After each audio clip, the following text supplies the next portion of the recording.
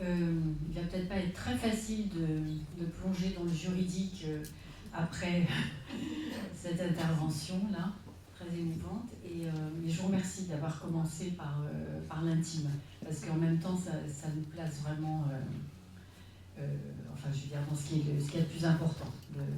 Le reste, finalement, il n'est qu'accessoire, il ne faut pas les... Merci de partir de là. J'avoue que, bon, je voudrais pas être à la place de Florian,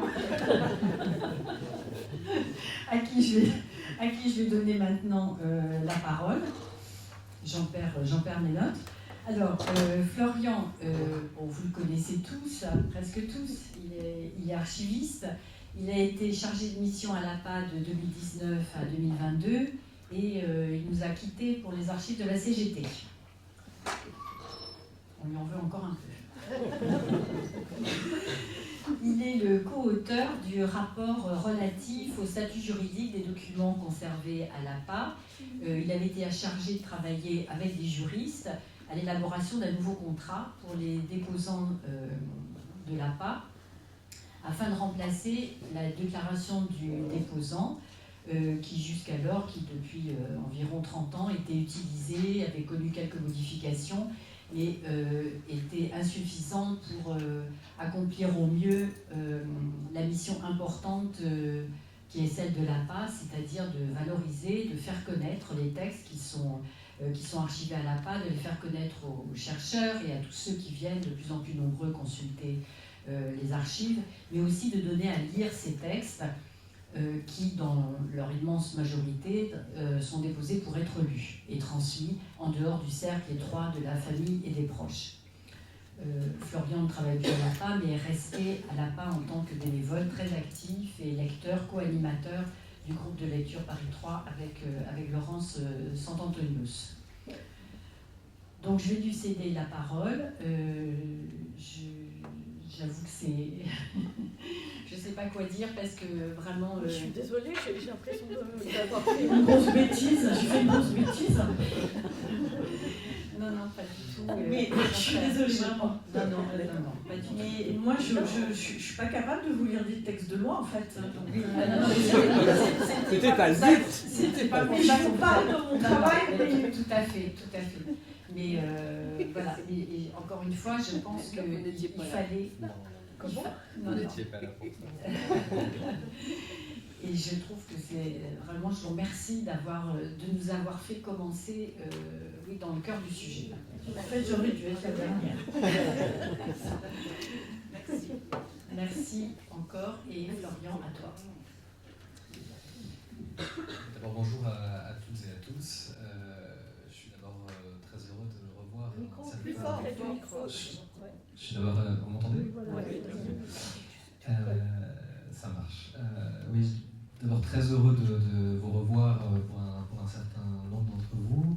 Très heureux aussi que l'APA ait choisi de consacrer cette table ronde sur ce thème du droit et du rapport entre la loi et l'autobiographie, les archives autobiographiques. D'autant plus heureux qu'effectivement ce sujet est concomitant à la création de l'association, et peut-être qu'il faut partir de là et recontextualiser d'abord un petit peu le rapport que l'APA entretient effectivement avec ce sujet depuis sa constitution en 1992, ce que Claudine a évidemment un petit peu esquissé tout à l'heure. L'un des points de départ étant évidemment le travail qui a été très tôt réalisé par Philippe Lejeune dès 1993 à propos de ce sujet, puisque, comme Claudine l'a rappelé, il va publier toute une série de chroniques dans la faute à Rousseau qui vont en réalité définir le cadre et les enjeux de cette réflexion.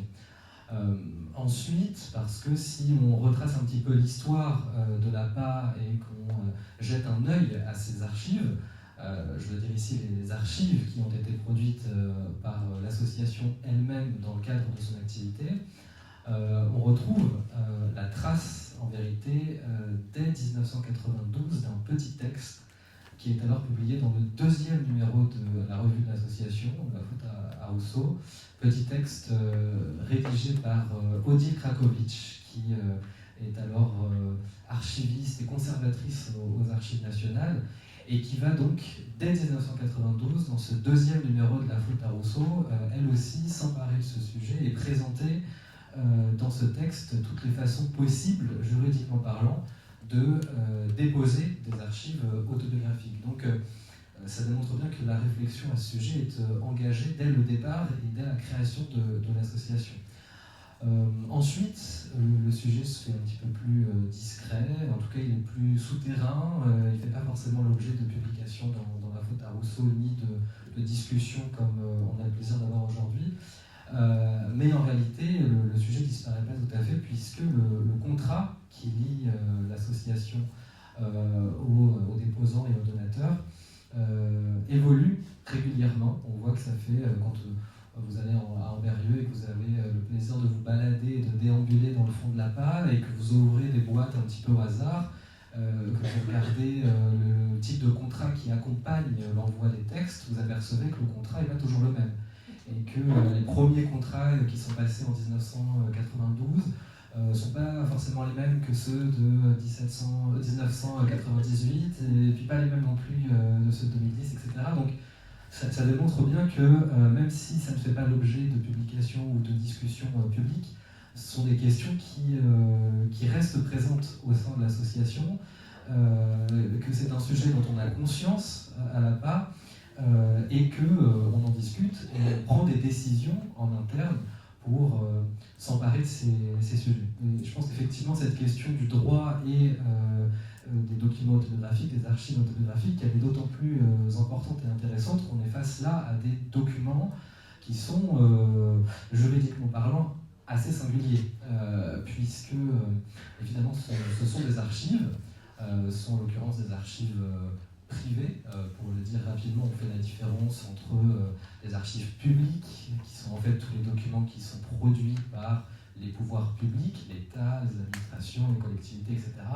Des archives privées, c'est-à-dire tout le reste, tous les documents qui vont être produits par le champ privé, les acteurs privés, les entreprises, les associations, les syndicats, les familles et les personnes. Et c'est donc dans ce cadre que les documents qui sont collectés et qui sont envoyés à la PA sont d'une part des archives privées, mais, et c'est là une singularité qu'il faut souligner, ce ne sont pas que des archives privées, il y a en quelque sorte un double statut de ces documents. Ce sont des archives, mais ce sont aussi des œuvres, et plus précisément des œuvres de l'esprit, puisque le fait d'écrire et de raconter sa vie, c'est faire acte de création, création littéraire, et donc ces documents sont aussi concomitamment des œuvres et des œuvres de l'esprit, et sur ce point, je pense que Maître Simon Provost en parlera mieux que moi tout à l'heure, mais ça induit quand même que cette notion d'œuvre signifie qu'il y a un auteur de cette œuvre, que cet auteur dispose de droits, et que en tant que centre d'archives, l'APA se doit de respecter ses droits d'auteur. Petite particularité supplémentaire, c'est que ces œuvres de l'esprit sont en plus des œuvres inédites. C'est d'ailleurs l'un des critères pour que les textes soient collectés par l'association, c'est que le document n'ait pas été publié, n'ait pas été édité, et donc que l'œuvre soit inédite. Et c'est une petite différence, mais qui a des incidences aussi d'un point de vue juridique. Donc la question de la loi, du droit et du lien qu'on peut faire avec ces archives autobiographiques, elle se pose d'autant plus qu'on est là donc face à un objet assez singulier finalement. Alors il y a d'autres types d'archives qui disposent de ce double statut, à la fois archives ou archives privées et œuvres de l'esprit. Je pense par exemple aux fonds photographiques qui ont des problématiques assez similaires. Généralement, il y a un créateur de la photographie qui peut disposer de droits, et puis on a dans les fonds d'archives des fonds photographiques. Donc on a là aussi un phénomène un peu de double statut, mais ceci étant dit, ce sont des documents qui ne sont pas le commun des fonds qu'on peut retrouver dans des centres d'archives. Et donc face à des archives autobiographiques, la question du droit, elle se pose à différents niveaux, et je pense qu'il y a surtout deux moments de la vie du document où il faut se poser des questions à cet égard. D'abord lors de la collecte de ces archives, puisque on peut se demander là aussi si on a en fait toujours le droit de collecter des textes autobiographiques. Alors il y a des situations où la réponse est très facile, c'est le cas où on a en face de soi l'auteur d'un texte et que cet auteur affirme de façon très claire que oui, il a très envie de déposer son texte, et à ce moment-là la question est vite réglée. Mais il y a des cas et des situations un peu plus complexes. Par exemple, des situations où l'APA reçoit des textes, mais on ne sait pas très clairement, très précisément, si son auteur a envie ou aurait eu envie que son texte soit conservé dans un centre d'archives. Et là, forcément, alors il y a évidemment une dimension juridique, mais il y a même peut-être une question morale qu'il faut se poser sur finalement qui décide effectivement que le texte a vocation à être conservé pour l'éternité.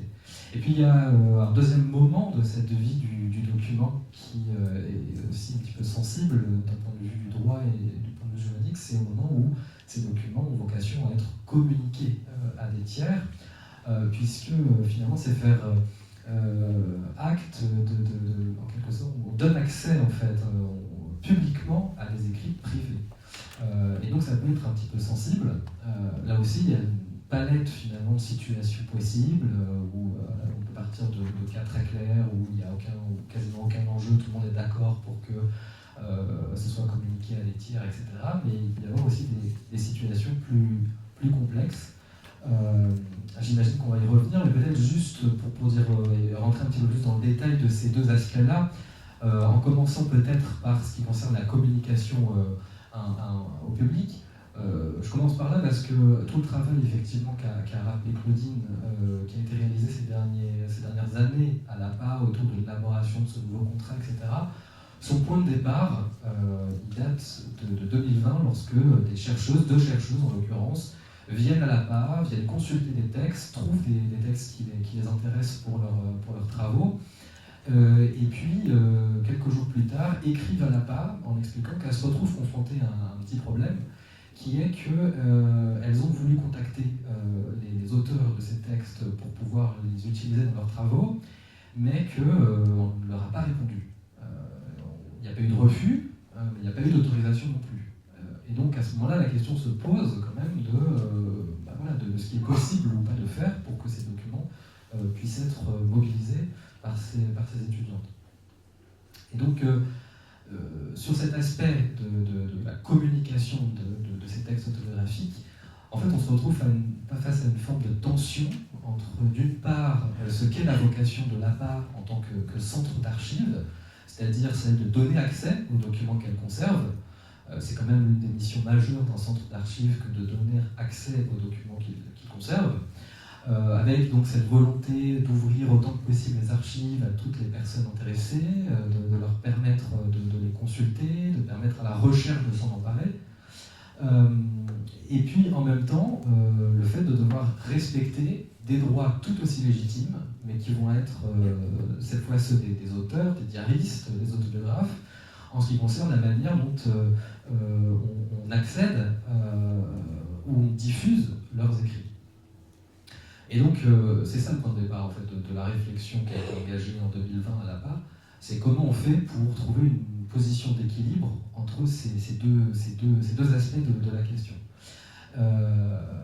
Et justement, l'APA a essayé d'y répondre en offrant d'une part des garanties aux auteurs des textes, c'est-à-dire que les auteurs ils peuvent définir dans le contrat de don actuellement mis en place par l'APA, ils peuvent définir les conditions précises avec lesquelles ils acceptent ou non de communiquer leurs documents à l'APA. On peut même presque faire une communication à la carte, c'est-à-dire qu'on peut vraiment très finement définir que, par exemple, on est d'accord pour qu'on vienne lire le texte dans la salle de lecture de l'APA, mais par contre, on n'est pas forcément d'accord pour que le texte soit lu en public. Voilà, il y a une possibilité de choisir très précisément ce qu'on fait du texte et la manière dont on le communique à d'autres.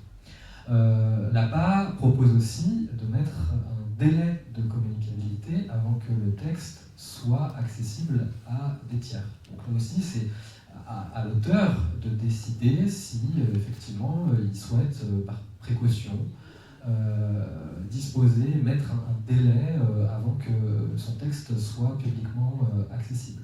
Et puis, toujours dans cette perspective d'offrir des garanties aux auteurs, l'APA, depuis sa création, veille aussi à imposer aux chercheurs qui souhaitent utiliser des textes dans leurs travaux d'obtenir préalablement une autorisation des auteurs des textes qu'ils souhaitent mobiliser.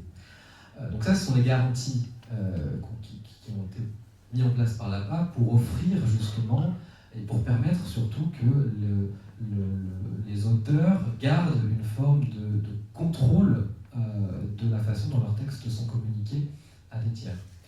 De l'autre côté de cette tension, l'APA a aussi cherché à disposer et à proposer des garanties aux chercheurs qui viennent consulter les textes à l'APA pour leur permettre justement d'accéder et d'utiliser les documents qu'elles conservent.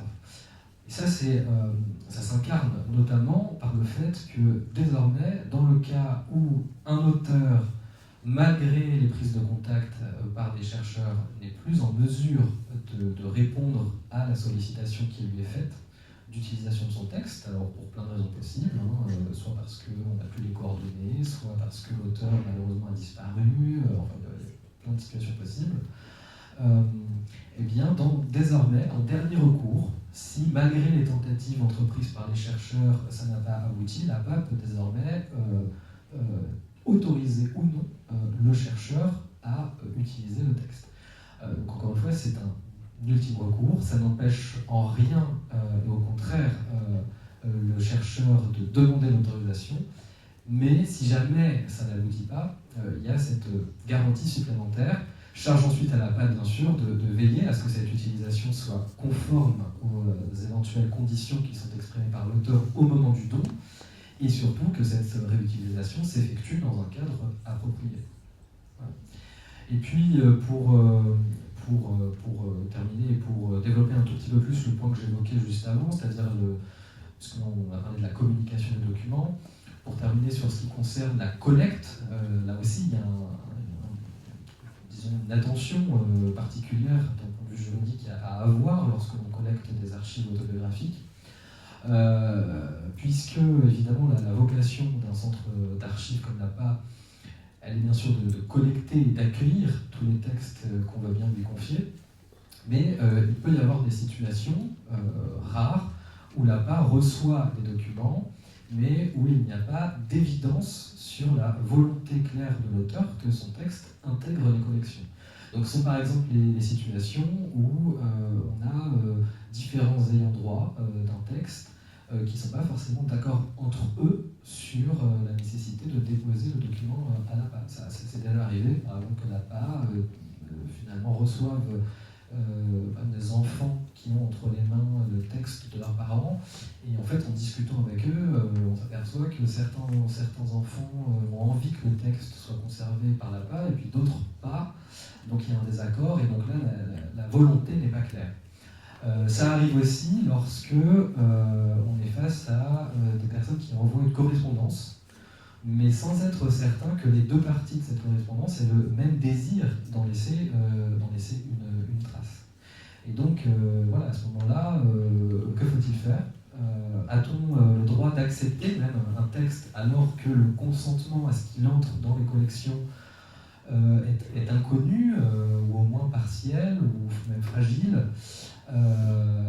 Voilà, la question se pose, et je pense qu'il faut aussi rappeler qu'on a le droit finalement aussi de ne pas être archivé. On peut écrire un texte et parfaitement désiré que n'en soit laissé aucune trace dans un centre d'archives. Bon, là aussi, le rôle de l'APA est d'essayer dans ces cas-là de répondre au cas par cas à ces situations sur la meilleure manière possible de traiter ces enjeux. C'est aussi ce qu'on a essayé de faire en élaborant ce nouveau contrat de don. Et je pense que je peux m'arrêter là pour l'instant.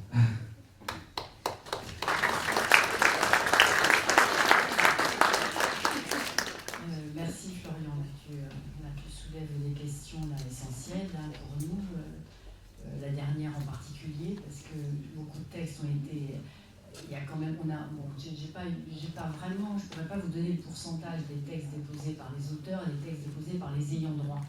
Mais je pense que, il faudrait dire que ce serait bien d'avoir ces chiffres et ces pourcentages.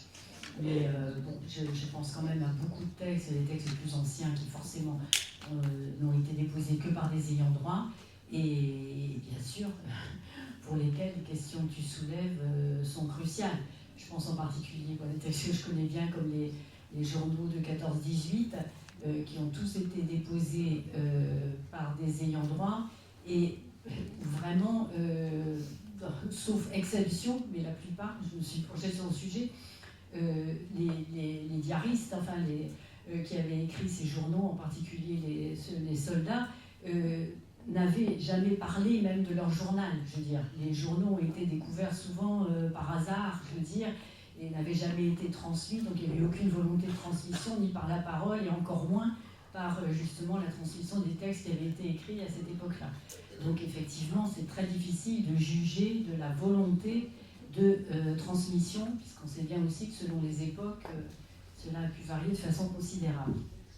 Merci de nous avoir expliqué tous ces problèmes qui sont liés à la préservation, enfin je veux dire à l'accueil, bien sûr, des textes à l'APA et aussi à leur diffusion et à leur communication.